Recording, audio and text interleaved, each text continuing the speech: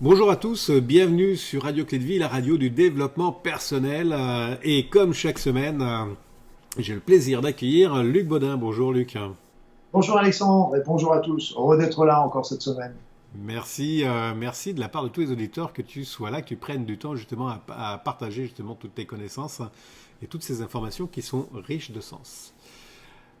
Luc, on va parler de deux cerveaux. Alors, moi déjà avec un, j'ai parfois un peu du mal à m'en sortir, mais alors avec deux, qu'est-ce que c'est que ces deux cerveaux? Alors, Et en plus de ça, on m'a parlé justement d'un troisième cerveau, quatrième cerveau dans le cœur, dans les intestins. On oui, a beaucoup les cerveaux là. ça se multiplie, ça se multiplie. Ouais, C'est vrai qu'on a plus de neurones, on a autant de neurones dans le corps qu'on en a dans la tête déjà, par exemple. Alors, c'est ouais. vrai que on va pas parler c'est vrai que le cerveau du cœur, ça pourra faire l'objet d'une émission, ça d'ailleurs, parce que souvent c'est le cœur qui va informer le cerveau et non pas le cerveau Oui. qui va informer le cœur. D'ailleurs, il y a eu des expériences sur ça, hein, où on montrait des images et en fait le cœur déterminait, enfin recevait l'image avant même qu'elle apparaissait. Ah oui, ça donnait des émotions. Et C'est ça, ouais. en fait, c'était des images qui étaient mises d'une manière aléatoire par l'ordinateur. Et ce qui était intéressant, c'est que ces images aléatoires étaient même choisies jusqu'à la dernière fraction de seconde. Je dirais entre guillemets, l'ordinateur ne savait pas laquelle qui allait sortir non plus. Ouais. Donc, et pourtant, quelques fractions de secondes avant que l'ordinateur ait choisi, la personne était déjà en train de réagir à l'image qui allait passer. Elle le savait déjà quelque Ouais. part. C'était- Intéressant. On peut en c'est revenir trop- sur ça. oui. On reviendra, ça sera une autre histoire encore. Mais là, les fameux deux cerveaux, les deux, parce qu'après ça, c'est vrai qu'on a le cerveau reptilien, on a le cerveau Hmm. moyen, le cerveau supérieur. Non, là, on va parler plus du cerveau tel qu'on le cerveau droit, le cerveau gauche, qui est le cerveau masculin et le cerveau féminin. Alors, moi j'avais beaucoup étudié quand j'avais fait ma formation de PNL et je l'ai vu très très fréquemment dans des comportements humains. C'est de tous les jours entre les hommes et les femmes, c'est qu'on a tous, on voit tous les mêmes choses, on a tous des envies qui sont similaires, mais on va pas les exprimer d'une manière de la même façon et on n'a pas, tout simplement parce qu'on n'a pas la même manière de raisonner, de Hmm. voir. Et là, le cerveau féminin, c'est le cerveau de l'intuition. C'est un cerveau de la synthèse, c'est le cerveau du ressenti. Après ça, le cerveau masculin, c'est plutôt le cerveau du raisonnement. C'est le cerveau de la logique, de l'analyse. Donc notre société actuelle est très cerveau gauche, très cerveau gauche. Et c'est pour ça que ces femmes, quand vous observez maintenant les femmes qui vont en politique, par exemple, ces femmes qui vont en politique, la plupart perdent leur féminité pour devenir un petit peu des femmes hommes politiques. C'est-à-dire elles sont obligées d'aller sur le terrain de l'homme parce que c'est une chasse gardée. C'était longtemps une chasse gardée masculine. Donc, et là, mais on retrouve ça dans un nombre formidable de cas. Il y avait les petits films qui étaient très très bien faits. D'ailleurs, les hommes viennent de Mars et les femmes viennent de Vénus. Il y a une petite chose, un exemple que tout le monde a vécu, c'est que l'homme conduit en voiture. Et sa femme lui dit à un moment, dis donc, tiens, il y a une aire d'autoroute là, ça fait un moment que tu conduis, est-ce que tu voudrais pas t'arrêter? L'homme dit, non, non, j'ai pas besoin de m'arrêter, il continue. Et sa femme, quelques instants après, elle dit, oui, c'est toujours pareil, tu t'arrêtes jamais quand on te le demande, etc. Et donc, l'homme, il dit, bah, tu m'as pas demandé si tu m'as pas dit que tu voulais t'arrêter, tu m'as demandé si moi je voulais m'arrêter, comme je voulais pas m'arrêter, j'ai continué. Et en fait, ça, c'est la discussion, la femme a dit les choses, mais que l'homme n'a pas compris. Et ça, c'est, souvent d'ailleurs, je ris avec ma femme, ma compagne, parce que quand elle me dit des choses, je lui dis, oh, attention, là, tu me parles normal ou tu me parles féminin, là? Parce que il y a des choses qui sont, on met pas les mêmes valeurs. On voit ça, par exemple, on prend une route, on demande la route à quelqu'un. Si on demande à un homme, il va vous dire, bah, vous allez à la station essence là, puis vous allez avoir le prix unique là, et puis machin. Et donc là, il va vous donner Mais si vous demandez à une femme, elle va vous donner la route, mais elle va vous dire, ah tiens, tu vas voir, il y a la bijouterie ici, puis t'as le petit magasin de vêtements à côté. Et quand il y a deux femmes qui se parlent entre elles pour se donner un chemin, elles le comprennent tout de suite. Mais quand une femme explique le chemin à un homme, ben, il dit, il y a une bijouterie là. Je l'ai pas vu. Et donc, on n'a pas les mêmes points de repère. Tout ça, c'est des petites choses qui sont amusantes, sont des petites anecdotes, mais pourtant, c'est ce qui fait toute la difficulté de discussion qu'il peut y avoir entre les hommes et les femmes. Donc c'est pour ça que on a dit le cerveau droit, le cerveau gauche. Le cerveau droit c'est pour les femmes, le cerveau gauche c'est pour les hommes.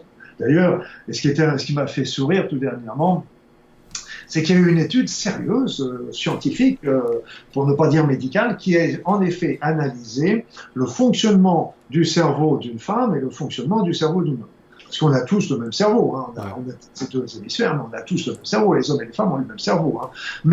Et donc, on voulait voir si vraiment les femmes se servaient plus de l'hémisphère droit et si vraiment les hommes se servaient plus de l'hémisphère gauche. Et évidemment, ils se sont aperçus qu'il n'y avait pas une prédominance comme ça entre l'hémisphère droit et l'hémisphère gauche. C'est pas comme ça. C'est un symbole quand on dit hémisphère droit et hémisphère gauche. Comment que ça marche en fait? C'est pas, on a tous le même cerveau, mais c'est une question de câblage. C'est un câblage qui est différent. Donc, qui fait que la manière, et ce câblage est très influencé par les facteurs hormonaux. Et c'est pour ça, par exemple, qu'une femme avant la ménopause, une femme après la ménopause, avec le temps, elle va avoir des fonctionnements qui sont différents. Un homme avant l'andropause, après l'andropause, va avoir des fonctionnements différents. Moi, je m'amusais dans mon cabinet, je riais dans ma tête parce que je voyais, par exemple, un jeune couple qui arrivait. Je les examinais, il fallait payer les honoraires. Tout de suite, l'homme se met devant, c'est moi combien je vous dois, docteur, je vous prépare, c'était le chèque à l'époque, je vous prépare zut, j'ai oublié mon chéquier. Sa femme, elle l'avait pas oublié. Et discrètement, elle essayait de lui passer le chéquier. Et je sentais qu'elle était en train de dire, oui, mon petit coco, tu as l'impression d'être le chef, ça te fait plaisir, je te laisse faire, etc. C'est souvent le cas. Hein. Voilà. Il y avait Woody Allen, je crois que c'était Woody Allen ou je sais plus, qui dit, moi, je suis le chef de ma maison. Mais c'est ma femme qui décide. Et donc, on prend le même couple 50 ans plus tard. Alors là, changement de décor. Changement de décor, souvent on voit l'homme qui est complètement penché en arrière, un petit peu somnolent, etc. Vous dites, tiens, il faut payer les honoraires. Payer chérie. Puis alors la femme, bon, allez, tu t'occupes de rien de toute façon, c'est moi qui fais tout, elle sort le chéquier et puis il fait. Et ça, c'est parce qu'il y a eu un balancement. Avec, c'est ni bien ni mal, c'est comme ça, ça nous permet de faire toutes ces expériences dans notre vie. C'est-à-dire, c'est que l'homme, avant l'andropause, avait le cerveau gauche et après l'andropause, s'est mis à basculer dans le cerveau droit. Donc, après ça, il a laissé, il était plus dans le ressenti, etc. Il était moins dans le raisonnement et puis dans le moi-je et puis sa femme, c'était l'inverse qui s'est passé. Et donc c'est des choses qui sont absolument importantes à comprendre et c'est pour ça que je dis la PNL nous explique bien, il y a bien d'autres choses aussi. Et je dis qu'il faudrait que ce soit étudié dans les écoles parce que ça nous éviterait toutes ces tensions qu'il peut y avoir entre ces incompréhensions. Parce que souvent les femmes disent souvent les choses, elles ont l'impression de les avoir dites, mais les hommes ne les ont absolument pas compris parce que ils sont pas sur le même. Les hommes, si on dit une chose, on le dit, on le fait, ok. Mais si une femme le sous-entend, ça passera généralement. Ça passe à côté. Et ça, c'est très dommage parce que ça fait beaucoup de discorde au sein des couples. Et alors qu'en général, au fond d'eux-mêmes, ils s'aiment et puis les buts sont identiques, mais les moyens sont pas forcément pareils. La solution par rapport à ça, c'est quoi? La solution, c'est la communication. C'est la communication d'un côté comme de l'autre. C'est-à-dire, c'est que ne pas s'en tenir qu'aux petites phrases. Tu vois, c'est un peu comme, tiens, est-ce que ça fait longtemps que tu conduis, est-ce que tu veux t'arrêter? Si moi j'aimerais bien m'arrêter, d'expliquer un petit peu plus les choses, d'aller. Et puis pour l'homme, c'est peut-être aussi d'être plus dans le respect de la différence de l'autre, de donner son opinion, tout en considérant que c'est son opinion, ce n'est pas forcément la démarche à suivre. C'est pas quelque chose. Parce que ce qui est important à bien comprendre au terme de tout ça, c'est qu'on a on a tous les deux cerveaux, cerveau droit, cerveau gauche. Et ce qui est le plus génial, c'est que quand on se fait fonctionner les deux cerveaux à la fois, ça c'est génial. Moi j'aime beaucoup me balader en train, parce qu'en train, quand je prends le TGV en France, c'est confortable, on est un petit peu bercé comme ça par le train, donc quand on est en train de bercer, on est cerveau droit, cerveau gauche, cerveau droit, cerveau gauche. Et donc quand je travaille, moi je travaille toujours en train parce qu'on est bien installé, on a une petite tablette, etc. Et donc je travaille sur mon ordinateur, et donc je travaille sur un sujet, intuition, raisonnement, intuition, raisonnement, intuition, intuition, raisonnement, raisonnement, intuition, raisonnement, synthèse. Et donc, d'un seul coup, pouf, la synthèse arrive et ça devient clair. Et donc, c'est vraiment... Et je pense que l'avenir de l'humanité dans l'avenir proche, je dirais pas l'avenir dans proche, j'entends dans le siècle, peut-être plus, je suis pas voyant sur la durée, mais je pense que dans un avenir plus ou moins proche, il va y avoir, d'ailleurs on voit déjà les prémices, il va y avoir une réunification, un usage par tous, les hommes et les femmes, de ces deux cerveaux à la fois. Et on le voit un petit peu aujourd'hui, parce qu'en fait, quand on regarde les hommes d'aujourd'hui, ils sont beaucoup moins, entre guillemets, virils que ce que étaient les hommes d'autrefois, qui étaient beaucoup plus machos, beaucoup plus durs, beaucoup plus, etc. Il y a beaucoup d'hommes qui n'ont pas peur de parler de leur sensibilité, de leur émotivité, de leur créativité. Ils s'occupent de leurs enfants, ils s'occupent de la maison. Donc il y a une part qui se développe beaucoup plus. Ils mettent des crèmes. Ils mettent des crèmes, ils font de l'épilation, ils font plein d'attentions. Ah oui. Autrefois, qu'il n'y avait pas tout ça. Et donc, de l'autre côté, les femmes ont perdu un petit peu de leur féminité. C'est-à-dire, c'est qu'elles sont... d'ailleurs, c'est un des grands responsables de la pilule aussi, qui a été aussi un élément de libération, mais qui a été aussi un changement hormonal, qui a fait que... Et donc, comme elles sont moins féminines aussi, elles comprennent, elles commencent à être un petit peu plus aussi sur le terrain masculin. Donc là, on voit cette réunification qui se fait, cette unification qui commence à se faire. Alors bien sûr, il y aura toujours des hommes et des femmes, mais si on utilise les deux cerveaux, on se comprendra déjà beaucoup mieux. Mais aussi, la cerise sur le gâteau, c'est que si on utilise ces deux cerveaux, on va avoir des capacités intellectuelles qui vont être démultipliées. Justement sur ça, quel serait le travail à faire, quelle serait l'action à faire pour que justement ces deux cerveaux commencent à communiquer de plus en plus et puis qu'on arrive justement à une facilité de communication entre ces deux cerveaux?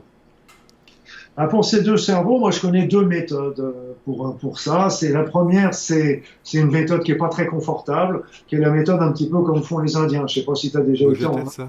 Les Indiens, ils sont tout le temps en train de poser la tête. Mais c'est pas évident, d'ailleurs. Moi, je sais pas comment ils font, parce que je pourrais pas faire ça tout le temps. Mais c'est vrai qu'on fait basculer cerveau droit, cerveau gauche, cerveau droit, cerveau gauche, et donc ça permet.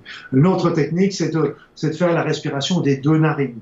C'est-à-dire qu'on bouche une narine, on inspire par cette narine, on expire par la bouche, on rebouche la première et on respire. Donc on fait une alternance entre la narine droite et la narine gauche à chaque respiration, jusqu'à ce que les deux narines fonctionnent ensemble. Et à partir du moment où les deux narines fonctionnent ensemble, ça veut dire que les deux cerveaux s'harmonisent.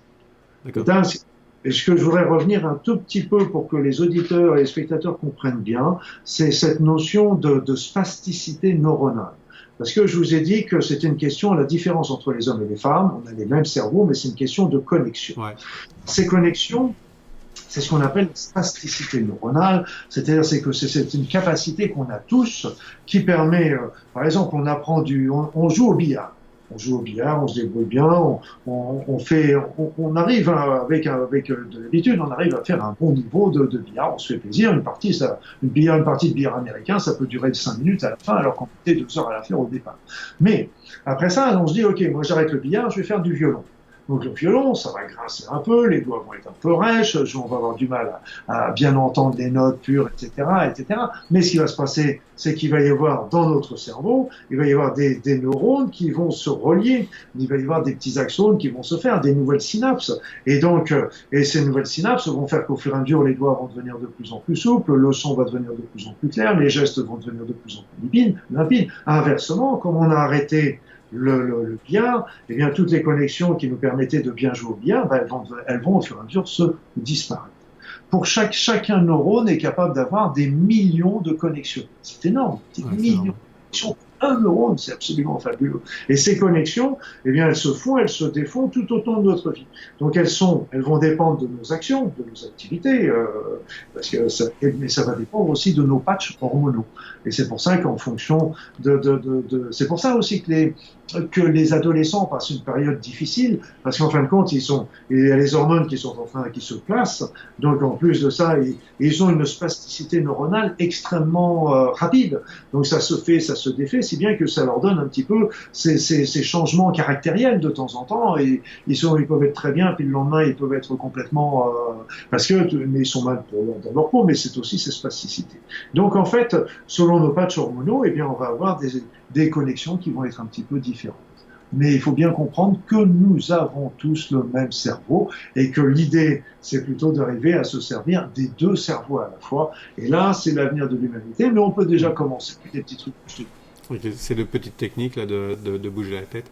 C'est la respiration par la narine. Et respiration. J'essaierai la respiration parce que le mouvement de tête, ça va. Respiration, ça doit être assez intéressant à vivre. Je le ferai hors émission. Et tu verras d'ailleurs que quand tu fais ça, tu vas t'apercevoir qu'il y a toujours une narine avec laquelle tu respires bien, une narine avec laquelle tu respires bien. Ça veut dire que tu étais en train de travailler avec le cerveau qui correspondait à cette narine. D'accord. Ah, intéressant. Et quand les deux narines se mettent à fonctionner, à ce moment-là, les deux cerveaux se mettent à travailler en harmonie. Là, mes deux narines viennent de se libérer là. Magie. Ouais. Merci beaucoup, Luc. Du coup, je me rappelle plus la question que je voulais te poser, mais on aura l'occasion de revenir dessus. Ah oui, si, on est complètement à la bourre. Spasticité. Rien que le mot, c'est terrible. Spasticité. Bon, bref, en tout cas, ça, on peut le travailler aussi, hein, avec les mouvements de tête, hein, c'est ça? Non, ça c'est avec l'expérience, tu vois, c'est comme le violon, c'est on faut travailler le cerveau. Et ce qui est génial, c'est que même pour les personnes très âgées, il y a toujours cette spasticité. Tout est toujours possible à ce niveau-là.